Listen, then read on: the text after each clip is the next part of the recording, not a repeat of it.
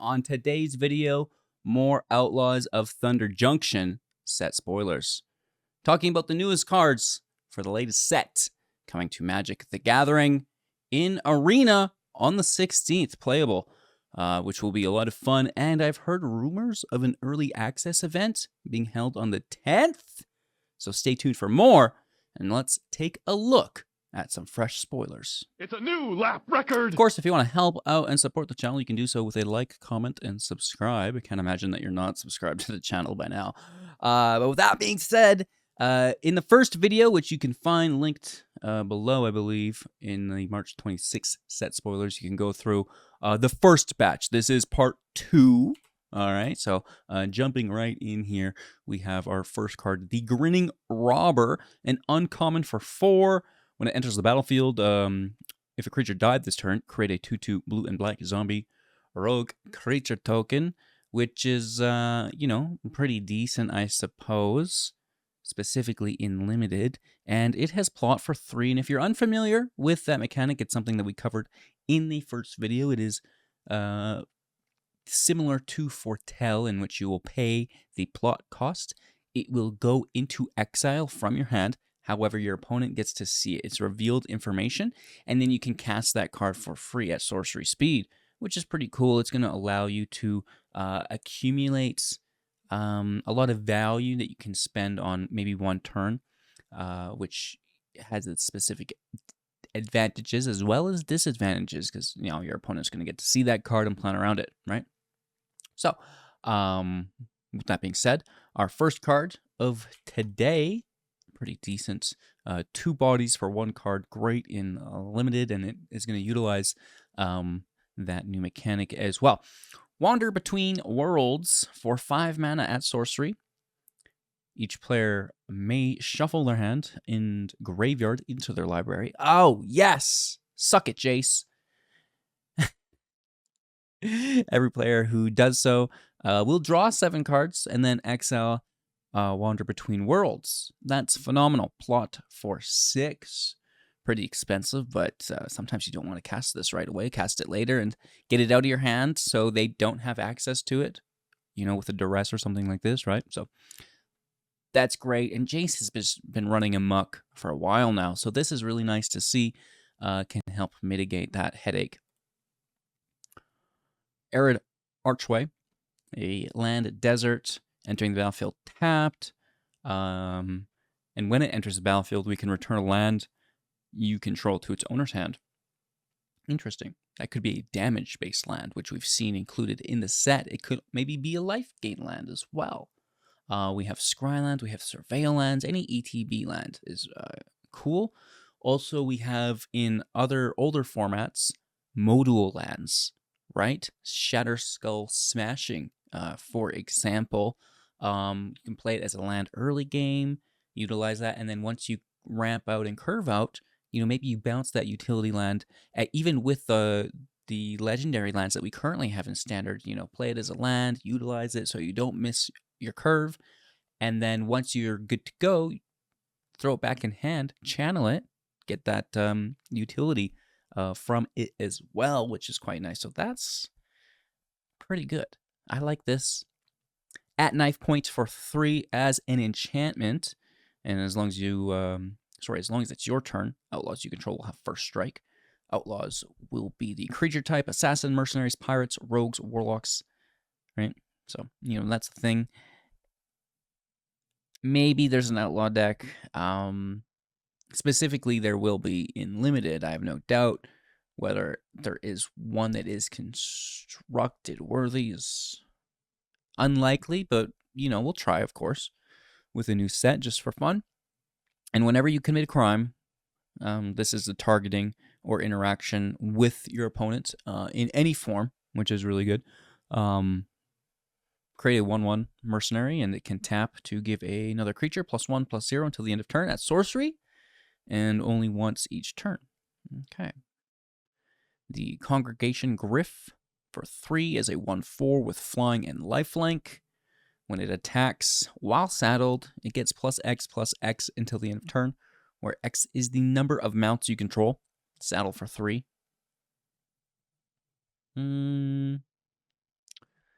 I guess the flying lifelink is cool. 1/4's not great though. Dies to cut down still. It's could be worse, I suppose. If only it was a 2/4. That would make it far superior.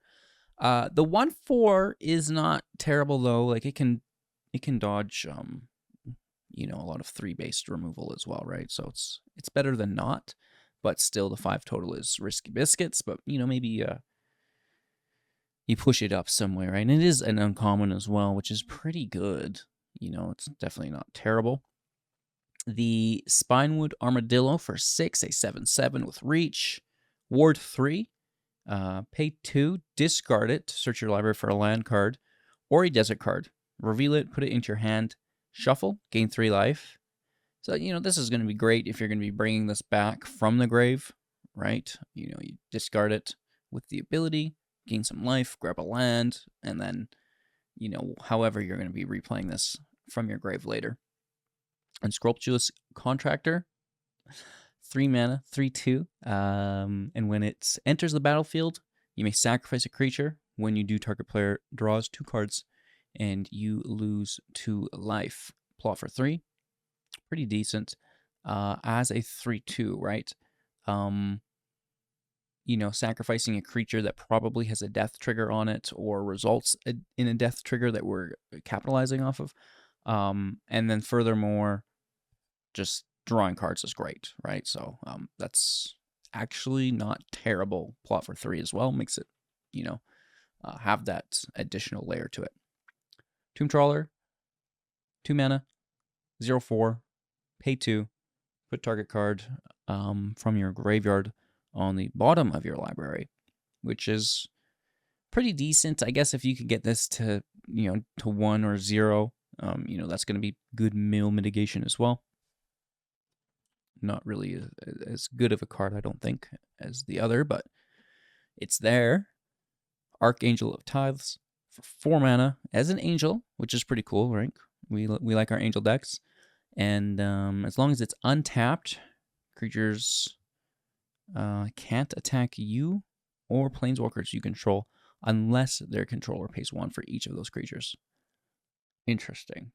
So that's like super taxation. Not bad, honestly. So like if we compare this against the Vindicator, like against another aggro tech, right? Boros Convoke, we'll use as an example. It's probably better because the Vindicator's only stopping one of those creatures and then dealing damage to another, where they're still going wide quite aggressively. This is going to just stop them from attacking because they can't pay for it, right? And it's a 3/5, so of course it can, you know, block as well, since it, you know, has to be untapped for that ability to trigger. Pretty decent. And then as long as it's attacking, creatures can't block unless there's controller will pay 1 for each of those creatures, which is pretty decent as well. You know, that's gonna not just block the Archangel, but block any of your creatures, right? So it's kind of double-sided. And you know, that's not terrible either, because a lot of the times, you know, these other decks are going quite wide and they've got just infinite blockers. You may not have trample, right? You may not have flying or another form of evasion, and this taxation can really help out and allow you to get that combat damage in. So pretty decent. I like that it's an angel. It really does help out a bit.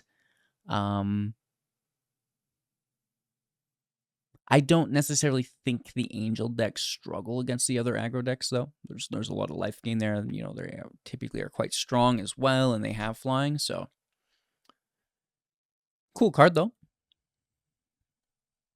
The Servant of the Stinger, 2 mana, 1/3 with Death Touch, and whenever the Stinger deals combat damage to a player, if you've committed a crime this turn, you may sacrifice the Stinger.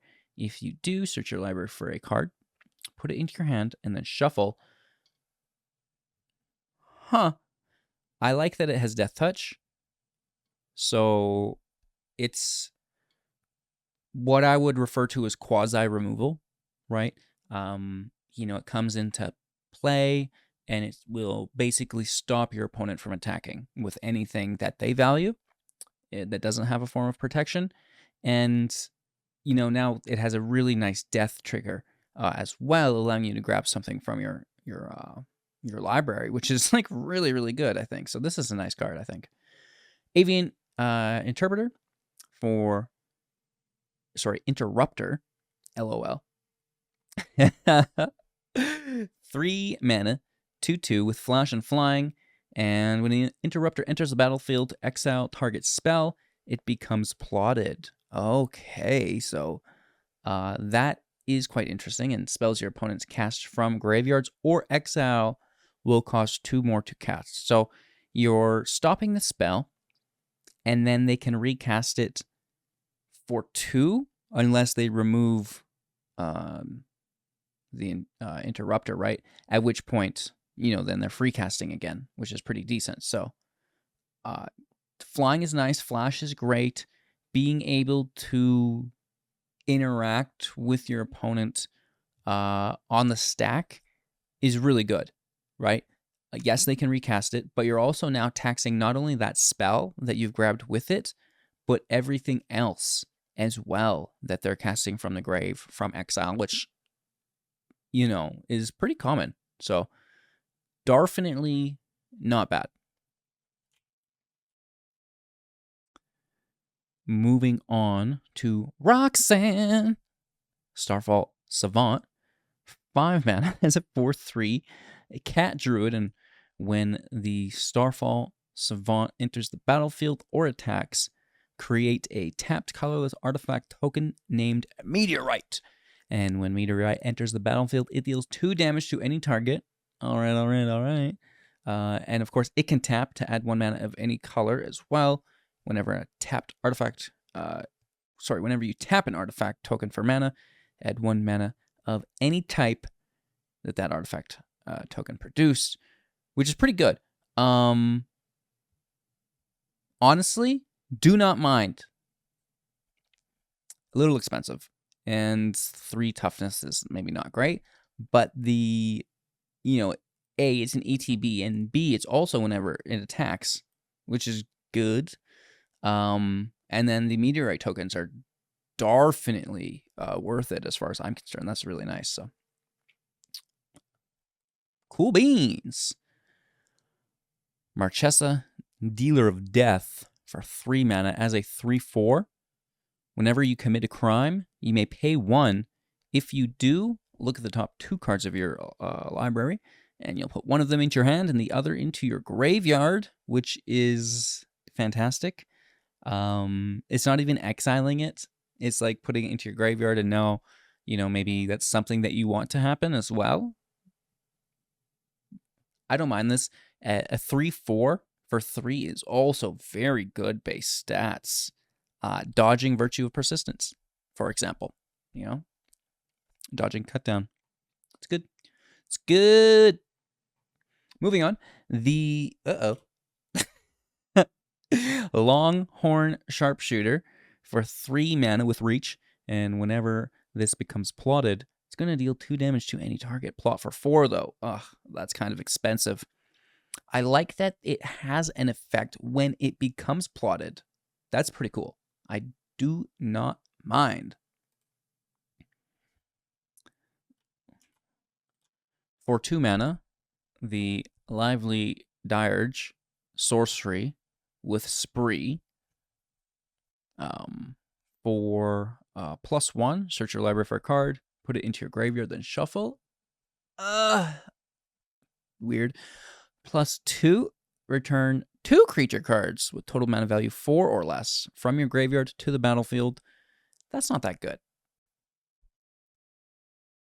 4 or less total mana value for fun. Yeah, I just can't justify this.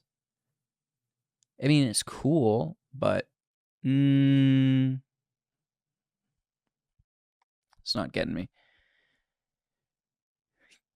Kellen's Bandon Barrett. Oh. Kellen joins up.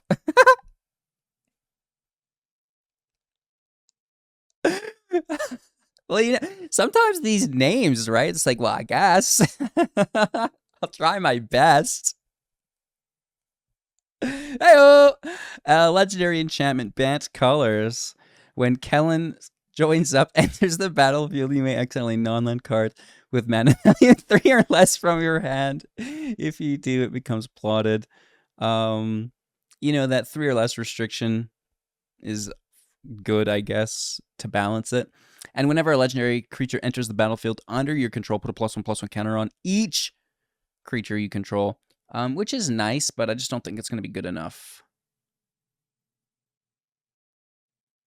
When it enters the battlefield, exile, mana value 3 or less. Actually, maybe that is good because, we're thinking about this new legendary deck with Joda. And Joda is legendary spell. This is legendary, even though an enchantment. And the plot, it's going to enter, trigger Joda, right? It can also be brought into play with Joda. Furthermore, it will trigger it again because of the ETB ability. It's going to become plotted, and then you can play that card for more triggers. And then you also get this full-time ability, which is going to work good with the deck because it is a legendary creature-based deck primarily. Okay. Riku of Many Paths. 3 mana, team your colors, 3/3. Whenever you cast a modal spell, spells with multiple casting modes, the spree spells, I'm not entirely certain if the adventure spells will trigger this. They might. I think they do. Is an adventure spell a modal spell? I kind of think it is. Furthermore, I think the dual lands that we used to have would also be, right? The 2-sided cards. Confirmation in future videos or in the comments below by the judge. All right, as a 3/3 though, and whenever you cast a modal spell, choose up to X, where X is the number of times that you chose a mode for that spell, right? So I think that this is maybe not adventure cards like I'm considering them to be.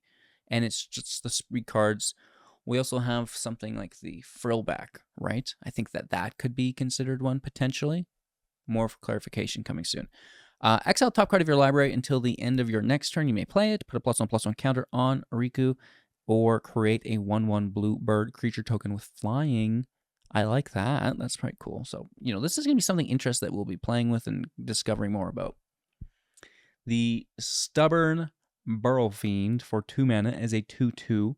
When it becomes saddled for the first time each turn, mill 2 cards, and then it gets +X until the end of turn, where X is the number of creature cards in your graveyard.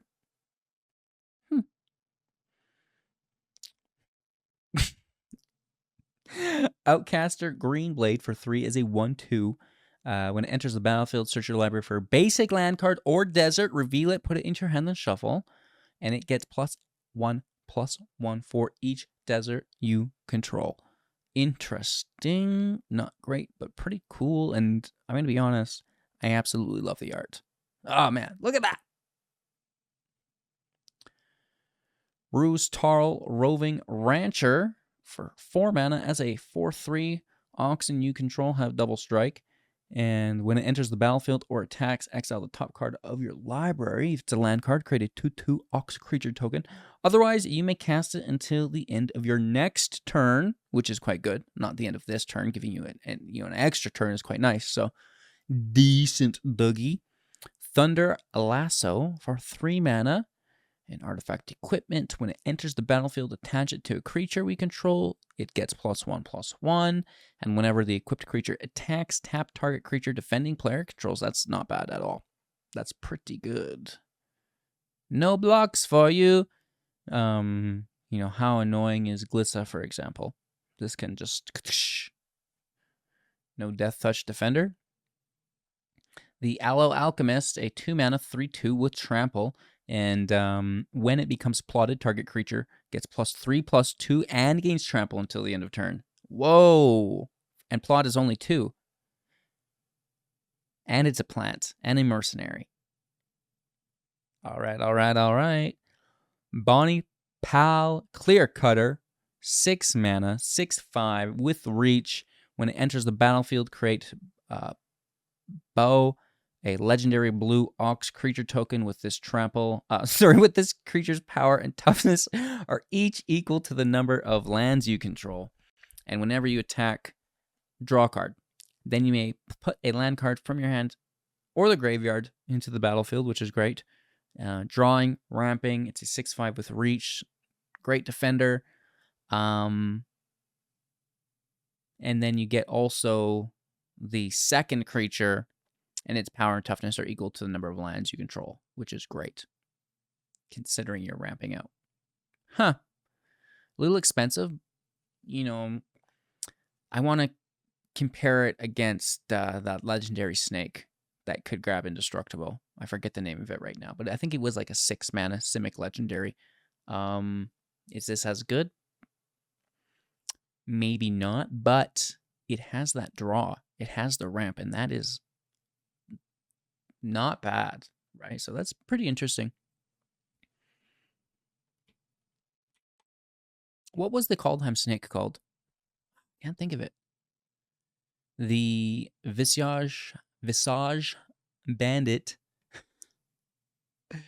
2/2, plot for 3, and you may have it enter the battlefield as a copy of a creature you control, except it's a shapeshifter and a rogue, in addition to its other types. So that's actually pretty good. That's quite cool. Then we have for 5 mana, Wrangler of the Damned with Flash. And at the beginning of your end step, if you haven't cast a spell from your hand this turn, create a 2/2 token with flying. That's not bad. That's pretty good for a free-to-play card. A little expensive, no doubt, but that's really good. It's a nice ability. If this was only 4 mana. Lassoed by the Law, 4 mana. When it enters the battlefield, exile target non-land permanent and opponent controls until it leaves the battlefield. And whenever it enters the battlefield, create a 1/1 red mercenary. It can tap target creature you control, gets +1/+0 until the end of turn at sorcery. I mean, limited removal is always welcome. You know, you take what you can get. Fleeting Reflection for 2. Instant speed. Target creature you control gains Hexproof until the end of turn. Untap that creature. And until the end of turn, it becomes a copy of up to one other target creature. Whoa. So A, it gains hexproof. B, you untap it. And C, it becomes a copy of another creature.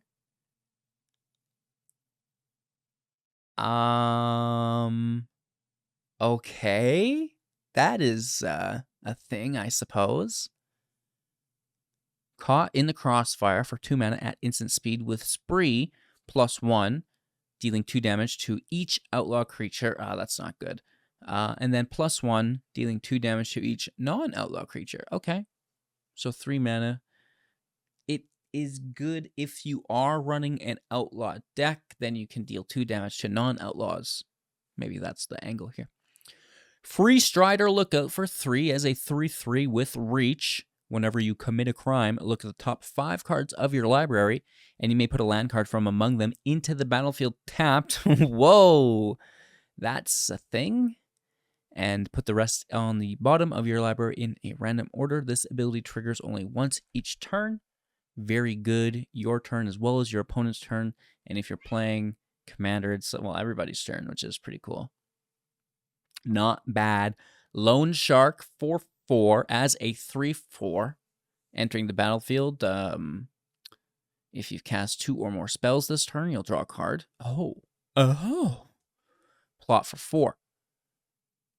Miriam, Herd Whisperer, 2 mana, 3/2. As long as it's your turn, mounts and vehicles you control have hexproof. Whenever a mount or vehicle you control attacks, put a +1/+1 counter on it. Mobile Homesteed. 2 mana, 3/3. Mobile Homestead has haste as long as you control a mount.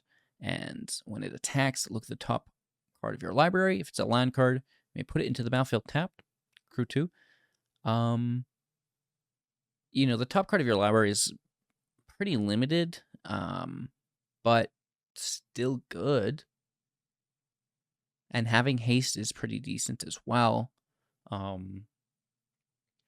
A 1 mana, 2 power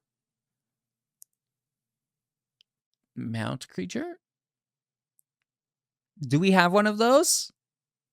Could be worth... At 3/3 is not bad for 2, specifically if it's going to ramp you on turn 2.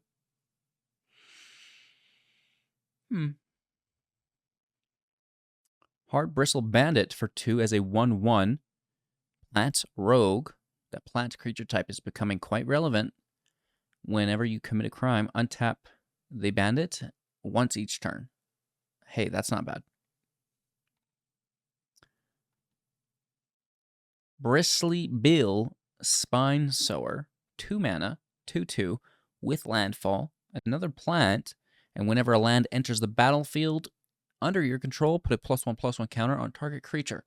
Pay 5, double the number of +1/+1 counters on each creature you control. Oh! Okay. Prosperity Tycoon for 4 as a 4/2. When it enters the battlefield, create a 1/1 red mercenary, tapping to give another creature +1/+0 at sorcery. We can pay 2 to sacrifice a token, giving it indestructible, and tapping it. Vladimir New Blood, 2 mana, 2/2. Whenever you commit a crime, put a +1/+1 counter on Vladimir once each turn. As long as it has 4 counters on it, it will also have Menace and Lifelink. It's going to be a 6/6 at that point. Ooh. Of course, you know, keep in mind there are additional ways to accumulate +1/+1 counters other than its own ability of committing crimes. It's nice that it has it tagged to itself, though, for that. Desperate Bloodseeker for 2 is a 2/2 with lifelink. Entering the battlefield, target player is going to mill 2 cards. 3 steps ahead for 1, instant speed with spree +2 counter target spell. Nice. +3, create a token that's a copy of target artifact or creature you control. Decent. And +2, draw 2 cards, then discard a card. Not bad. That's actually a really nice card. Binding Negotiation. 2 mana. Target opponent reveals their hand. Sorry, I was getting lost in the art there for a little bit. It's like, what was that, Johnny? Nicolas Cage. Why did I call him Johnny Cage for a second? And then I was like, no, that's Scorpion, and that was a whole sidetrack. Nicolas Cage and the Flaming Cowboy movie. What was that called? That's him! Oh my god. Target opponent reveals their hand, and you may choose a non-land card from it. If you do, they discard it. Otherwise, you may put a face-up card. Sorry, a face-up exiled card, which would be a plotted card, they own into their graveyard. Oh, that's actually pretty decent. Ghost Rider is the name. Beautiful. Malcolm the Eyes. 2 mana, a 2/2 with flying and haste. Legendary creature. It's a Siren Pirate, which is pretty cool. Additional pirate support's always nice. So this is a cowboy pirate set with wanted posters. Interesting. What other, you know, brand did that recently? Whenever you cast your second spell each turn, investigate. Interesting. Moving on.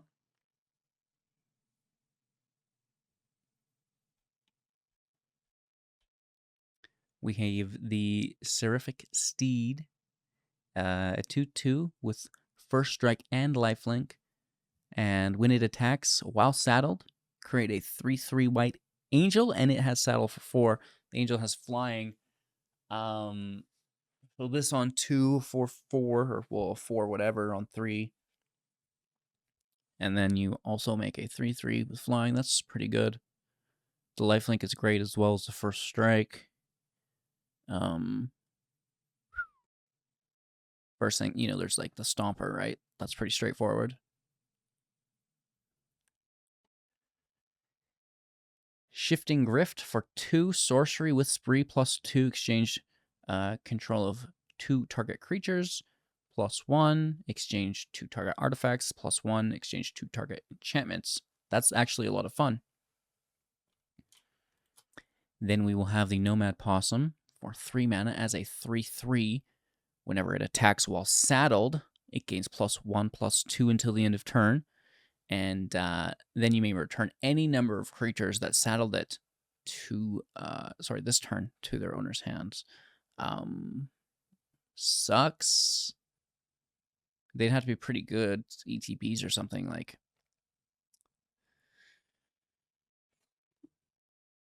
You don't want to pay mana for those creatures again, right? That's my thought here.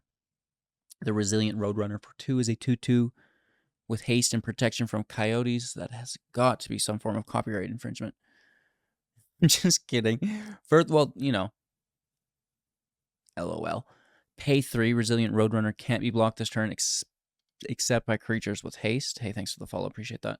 Outcast Trailblazer for 3 is a 4/2. When it enters the battlefield, add 1 mana of any color. Oh!